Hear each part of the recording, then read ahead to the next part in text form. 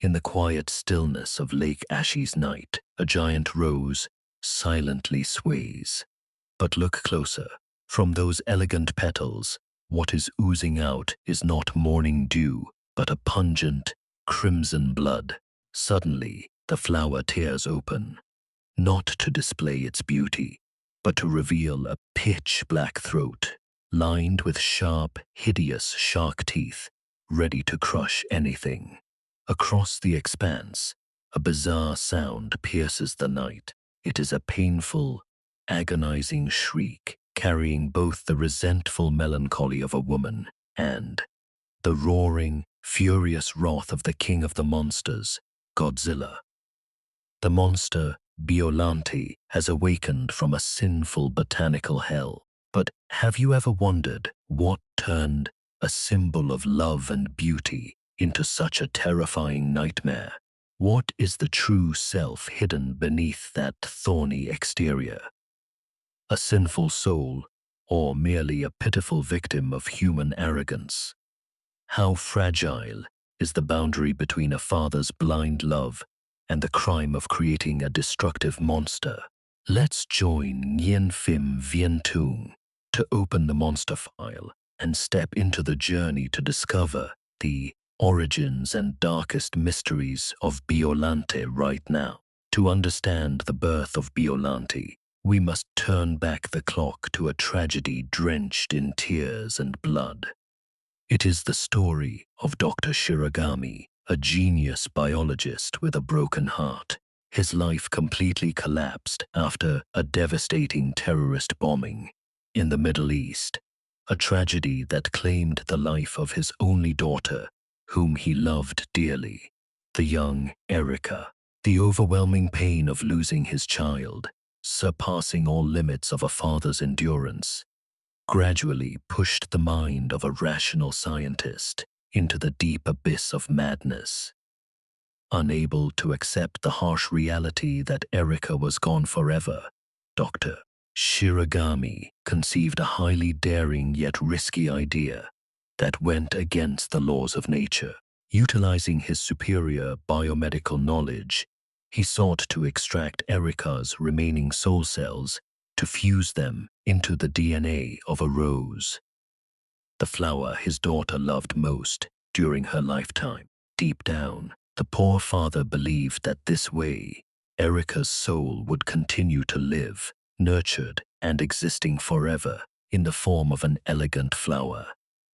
However, man proposes, God disposes. An unexpected natural disaster struck the valley, directly threatening the survival of the laboratory and severely damaging the rose bearing Erica's soul. The flower began to wither, nearing death once more. Faced with the risk of losing his daughter a second time, fear and despair blinded the doctor. In that life or death moment, he made a dark decision, a mistaken turning point that pushed everyone into tragedy. Dr. Shiragami secretively implanted the rapid self-healing cells of Godzilla, also known as G-Cells, into the rose. He hoped that the fierce vitality and infinite regenerative capabilities of the king of the monsters would help the flower overcome adversity and revive. But he was completely wrong. G-cells were no ordinary life-saving medicine. They were a seed of destruction, carrying the tyrannical blood of an ancient monster. The fusion of human, plant, and radioactive monster cells triggered a terrifying chain reaction beyond control. It was from this crazy combination of misguided fatherly love and blind science that a hideous hybrid creature, a living entity defying all laws of nature, was officially born under the name Biollante. After a frantic process of mutation at the cellular level, Biollante officially appeared in the middle of the poetic Lake Ashi in her first form, often referred to by enthusiasts as the flower form. Behold this entity, a giant, elegant rose standing tall, amid the hazy mist of the lake's surface. Its beauty is both magnificent and chillingly melancholy. The defining feature of this form's designs is its extreme contrast. Above are brilliant red petals cradling the flower's core, but around the roots lies a dense network of thorny, vine-like tentacles, writhing and crawling beneath the water like venomous snakes. Symbolically, Biollante's flower form is the embodiment of the ultimate agony of Erica's soul. The poor young girl is now imprisoned, sealed inside a bizarre botanical body. Erica still retains a fraction of human consciousness. She perceives the world around her, but is completely helpless. Unable to speak or control this massive entity, the leaves rustling gently in the wind, the vines contracting slightly like painful flinches, express a fierce internal struggle. The pure, loving nature of a young girl is forcing itself to fight against the brutal invasion of the tyrannical G-Cells from Godzilla.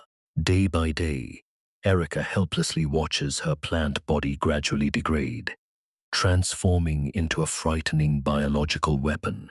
That beautiful rose is not just a wonder of mutated nature.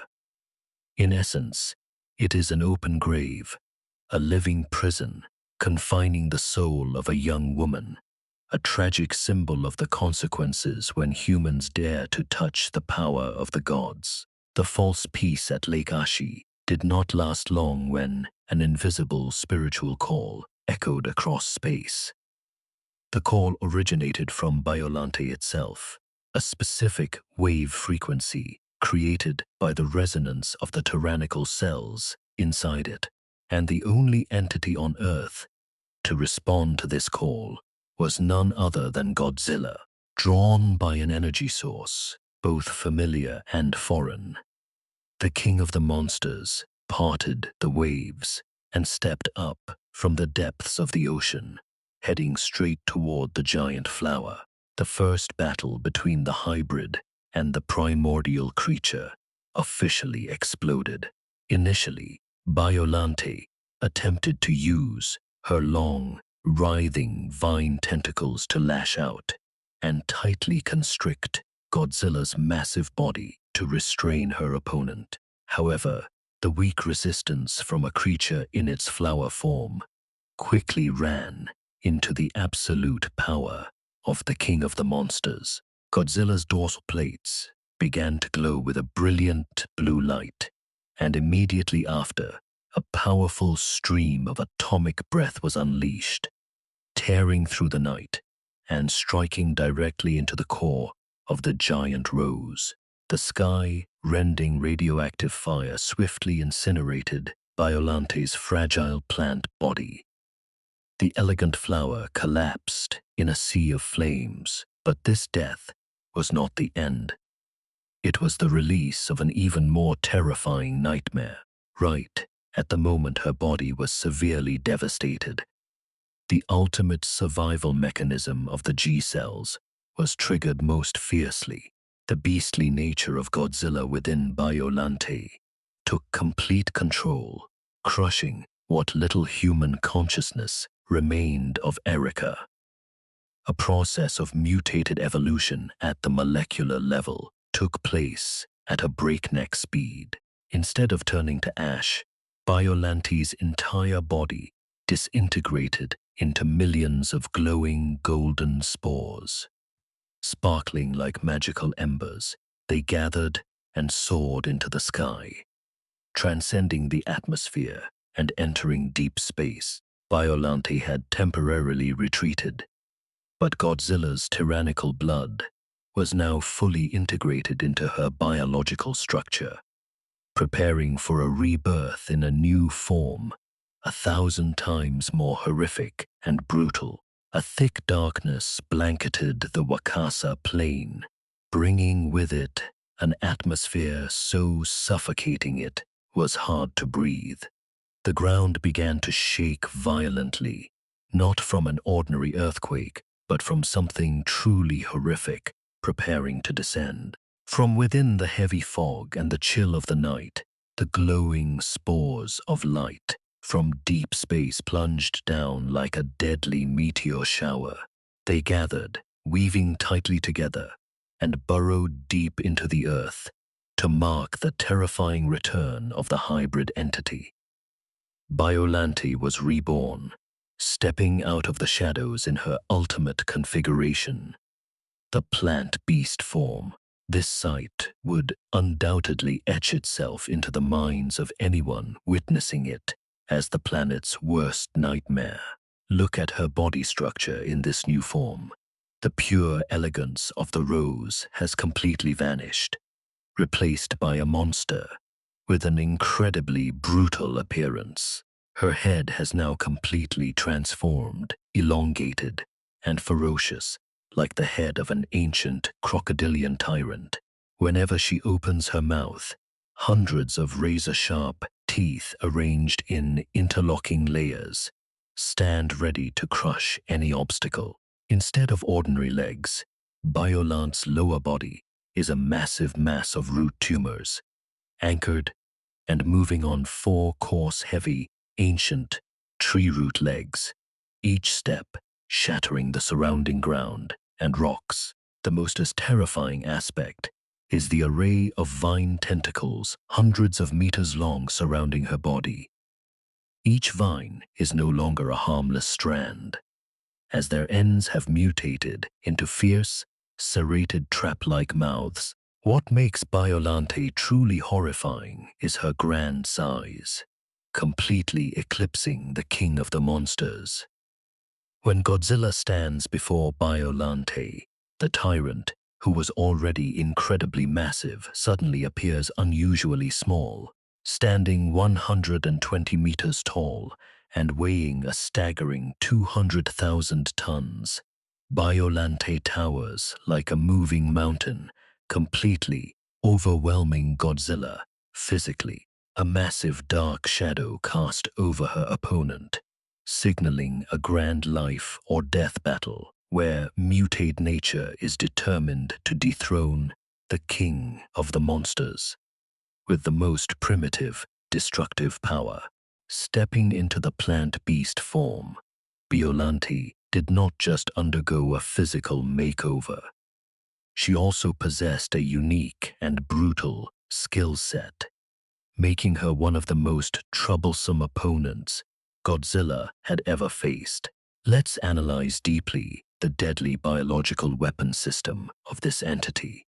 First and foremost, her most terrifying long-range attack is the ability to spray a large amount of highly corrosive acid sap from her massive crocodile-like mouth. This green toxic stream is unlike any ordinary acid. It is dense, highly radioactive, and possesses devastating destructive power. Upon impact, even Godzilla's ultra-thick skin, which could withstand nuclear bombs, was scorched, smoking heavily and rotting in an instant. Alongside long-range weapons, Biollante is a master of close combat, thanks to the dense network of vine tentacles surrounding her body. Each vine can extend flexibly, darting with the speed of an arrow to tightly wrap around the opponent. The constrictive strength of these tentacles is so immense that they can easily crush tank armor or snap the sturdiest bones. Notably, the ends of the tentacles, shaped like serrated traps, can continuously tear and bite, inflicting countless open wounds on the prey. However, the ultimate weapon that makes Biollante an almost immortal entity is her super regenerative capability that transcends all biological limits. Thanks to the perfect combination of Godzilla's self-healing G-cells and the fierce, sprouting growth characteristics of plants, Biollante's body can heal itself at a breakneck speed. When a tentacle is severed, a new one immediately grows in its place within seconds. Even when enduring a direct, scorching blast of atomic breath, from the king of the monsters. Biollante's cellular tissues continuously divide and regenerate to make up for the lost flesh.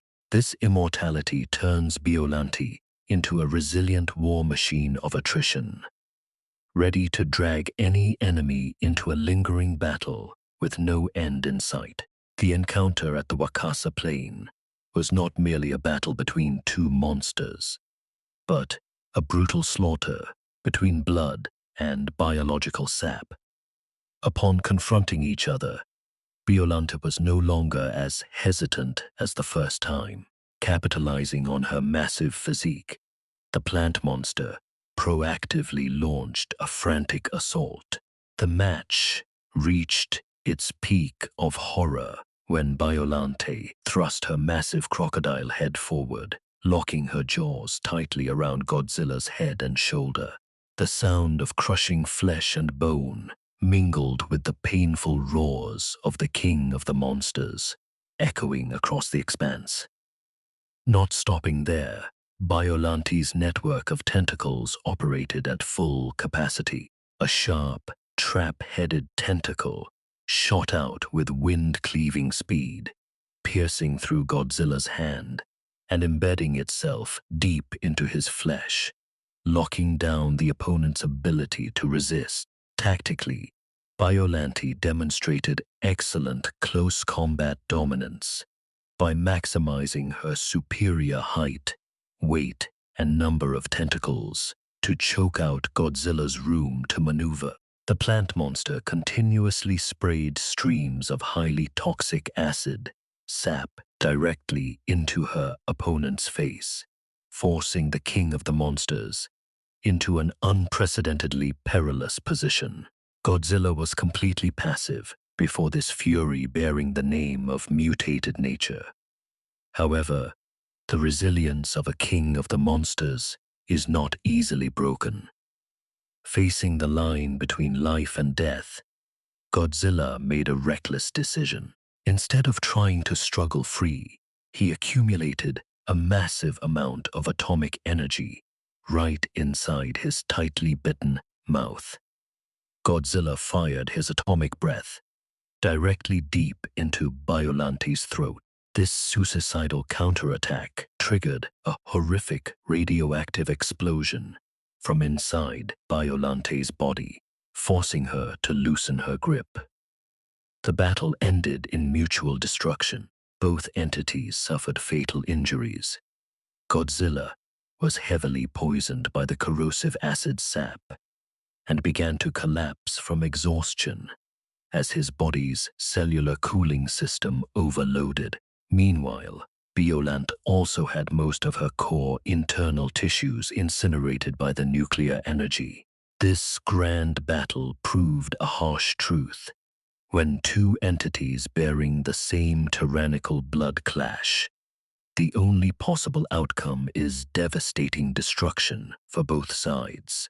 As the fires of war at Wakasa gradually faded, Biollante's massive body once again disintegrated into millions of sparkling spores soaring into the vast sky. But this time, amidst the shimmering glow of the biological embers, those spores gathered to form a deeply moving image. Erica's gentle face smiling, a peaceful smile, like a farewell, sent to her poor old father down on the ground. That moment did not just close a battle, but also opened up profound philosophies cleverly embedded within the film. The movie delivers a powerful anti-war message and an ultimate fear of the abuse of biological weapons in an era of technological advancement. Biollante serves as a stern warning, a brutal punishment from Mother Nature for those who dare to take the place of God, to fashion hybrid creatures against the rules of nature. When humans, out of greed or selfishness, trample over biological boundaries, what they receive in return is never salvation, but only mobile nightmares beyond control. Furthermore, the image of Erica's face appearing in the sky represents a belated liberation. the soul of the poor young girl, after so many days and months of imprisonment and corruption by Godzilla's tyrannical blood, finally found its pure self again. The disintegration of Biollante was the shattering of the botanical iron cage, returning Erica to eternity, leaving humanity to watch in bewilderment, with a costly lesson about the arrogance of science.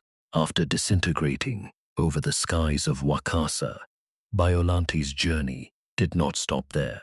The sparkling spores, carrying precious genetic material, continued to fly high, passing through Earth's atmosphere and heading straight into the deep, vast expanse of outer space. It was from this detail that one of the classic and most fascinating theories in the Heisei monster world was proposed by fans and filmmakers alike: the unexpected blood relationship between Biollante and the cosmic evil deity SpaceGodzilla.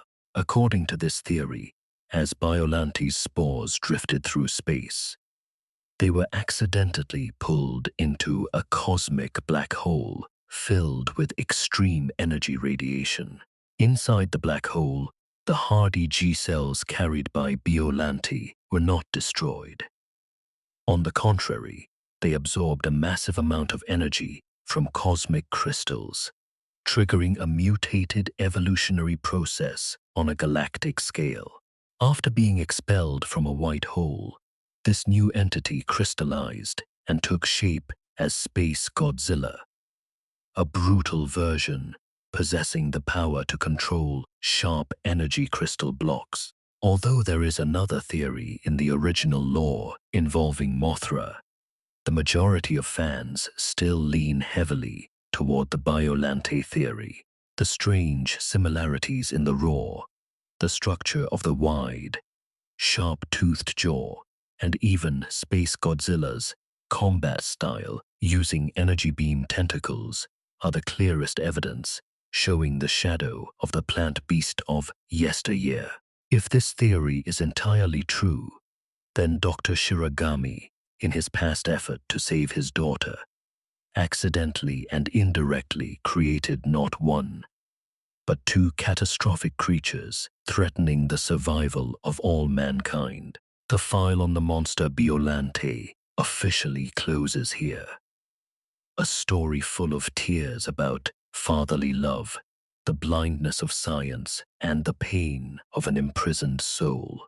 So, in your opinion, is Biollante truly a terrifying monster, a biological disaster born from human error, or is she ultimately just a pitiful victim of a harsh fate?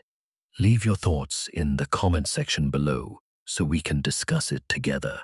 If you love this content and want to join us on the road to discovering the mysterious kaiju world, don't forget to like the video, subscribe to the channel, and activate the notification bell right next to it so you don't miss any fascinating monster files in the future.